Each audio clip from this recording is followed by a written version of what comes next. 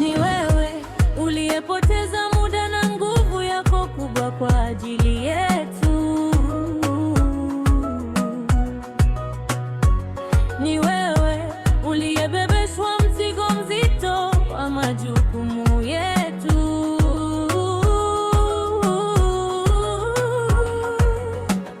Lakini watu hao ni vipofu, japo wanaona hawajakusifia. Wanauliza kwamba ni nani kama mama, ninawajibu kwamba kama mama ni baba, na fundo la nikaba nimeamua kusema juhudi zote za baba, manamshushia heshima. Familia ni kama gari, yani chombo cha moto. Nyuma kuna tairi, ndo mama lobeba watoto, na mbele kuna tairi, ni baba nevuta uzito ambao hakuna wa kuvuta zaidi ya baba. Na ndo anakata kona na kipotea tu ni msiba. Cha ajabu shukrani hatuna, tukishakula kushiba tunaisahau hii hazina yenye thamani ya shaba.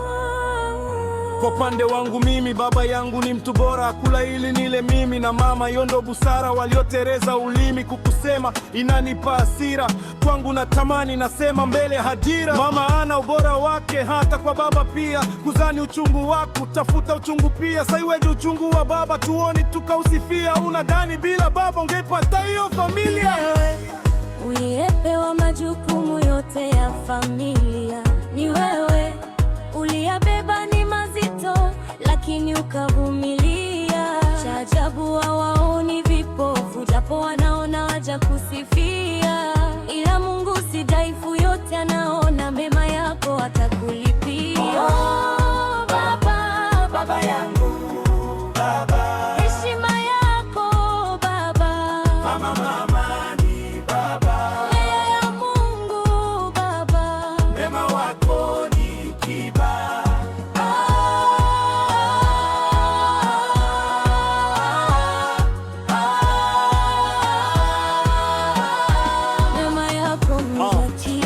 Na hii ni imani hafifu, baadhi ya wamama waongo kwa watoto wa ujisifu, ili kuwalemaza ubongo. Wanalisha amani poto kwa maneno tu ya uongo. Mungevafunza utifu hata kama ibama wanchingo. Na kivipia we mchongo, si ulimpa mpaka mkaza, si yeye alipanga mpango kabla bado ukamkataa. Kwa nini una mipango ya kumchafua huyu shujaa?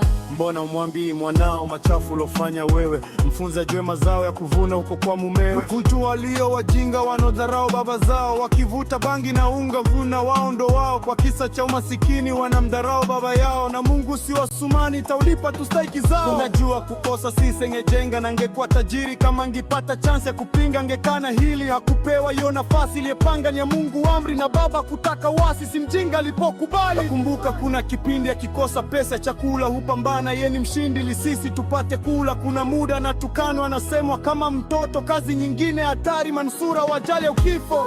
Yetu aliyeta na kubalia na kaza ndo changamoto.